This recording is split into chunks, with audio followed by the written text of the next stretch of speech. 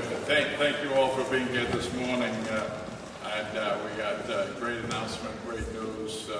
And let me acknowledge Senator Reid, you're going to hear from in a moment, who's here, was key behind this legislation.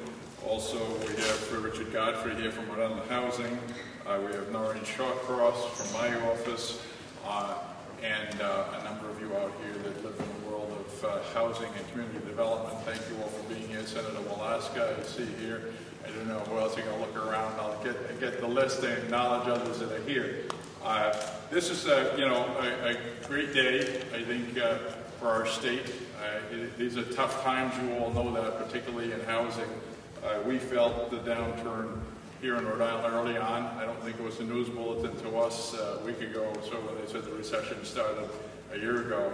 We saw that. We saw it particularly in the housing market here. You know that with Noreen's leadership, Richard, and so many of you out there, we have tried over the years very hard to keep moving forward with a strong affordable housing program. And each year, with the help of the legislature, we've tried to keep the knot going, which we've managed to cobble together most of the time, and that's an important ingredient of what we've been doing. And the voters of this state last year, or 2 years ago rather, approved the housing bond, $50 million for affordable housing. So Rhode Island has been in the forefront of creating affordable housing units. But as I said, this foreclosure crisis, that is a crisis, is around the country.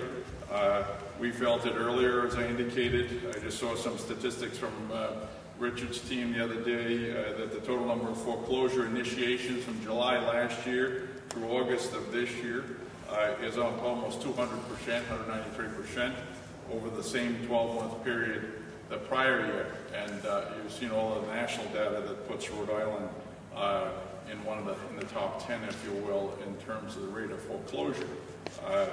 And we all lived through the real boom. And when that bubble burst, unfortunately, it affected us, and it's affected us greatly.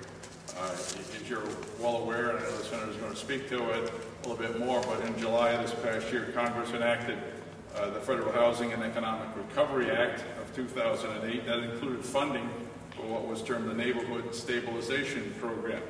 And through this one-time grant, Rhode Island has received $19.6 million to enable our local communities and developers to do several things: acquire and develop foreclosed homes and abandoned properties, demolish blighted houses, and encourage the reuse of properties, and also to help people with down payments for those that are eligible and low and moderate income home buyers, and closing assistance to get into housing.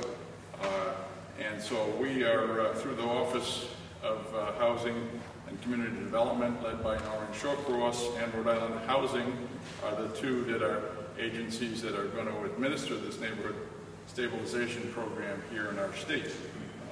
As I said, the targeted funding, and we've done a whole analysis that will enable us to invest in cities and towns with the greatest need for neighborhood revitalization, provide, as I said, affordable housing, and along the way, hopefully give a little boost in terms of jobs and money into our economy. We have, both Rhode Island Housing and Noreen's office have identified 11 communities in our state which have been hardest hit by the housing crisis.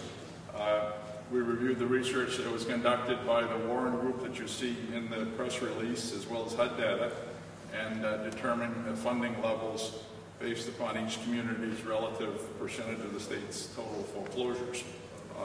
The capital city was identified as having the greatest need and will be receiving over $9 million of this $19.6 million. 3.3 of these funds are going to be dispersed quickly and allocated directly to the City of Providence Redevelopment Agency.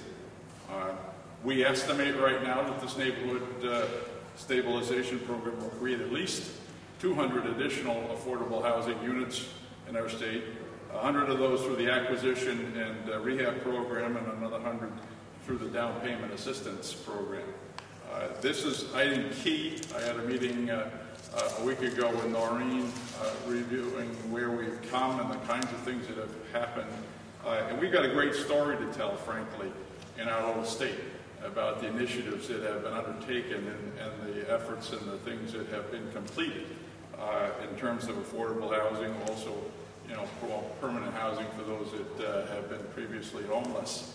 There's a great story that Noreen and her whole team, and she would acknowledge the whole community, because this is a public-private partnership in all of these things. But when you put together what we have been doing in the community for the last several years, that the NOP and the Building Homes Rhode Island initiative has created something like 810 affordable housing units in the last 2 years alone. So in addition to that, we're estimating that this funding will provide another 200. As I said, couldn't come at a better time. The effects of the foreclosures on our neighborhoods in terms of changing the whole nature, the whole look, the lighted, the kinds of issues that happen when places are empty and foreclosed, the vandalism, all of that suddenly has a depressing effect, you all know, on other housing values in neighborhoods and changes the whole character. So I think this effort, and it's appropriately named a Neighborhood Stabilization Program, I think is going to be a big help to us to stem that and see if we can turn it around and get control of some of these properties and revitalize them.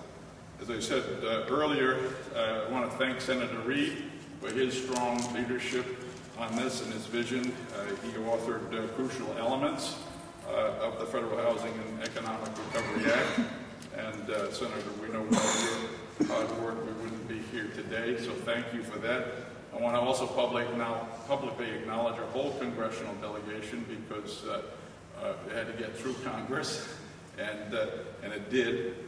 And as I said, you're going to hear also from Richard Godfrey from Rhode Island Housing, but I want to thank Richard and Noreen for taking on the responsibility of administering this program.